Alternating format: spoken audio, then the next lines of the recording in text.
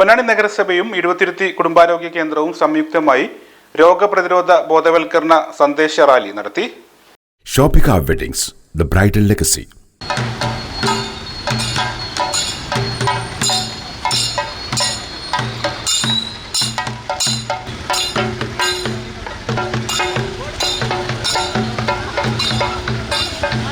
രോഗപ്രതിരോധ സന്ദേശം ജനങ്ങളിൽ എത്തിക്കുക എന്ന ലക്ഷ്യവുമായാണ് റാലി നടത്തിയത്.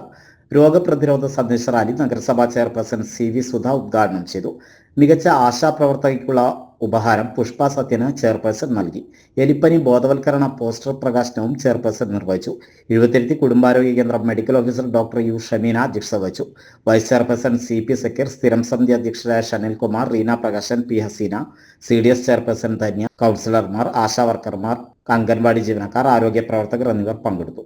പല രീതിയിൽ നമ്മൾ ജനങ്ങളിലേക്ക് ബോധവൽക്കരണം എത്തിയിട്ടുണ്ടെങ്കിൽ പോലും നമ്മുടെ ഈ ഒരു പ്രദേശം എലിപ്പനി കൂടുതൽ സാധ്യത ഉള്ളതുകൊണ്ടും മഴ പെയ്യുമ്പോൾ വെള്ളത്തിൻ്റെ സാഹചര്യത്തിൽ കൂടെ എല്ലാ വെള്ളം കൂടി കലർന്ന് അതിൽ നല്ല വെള്ളവും ചീത്ത വെള്ളം എല്ലാം കലർന്ന് അണുക്കൾ വരുന്ന സാധ്യത കൂടുതലാണ്.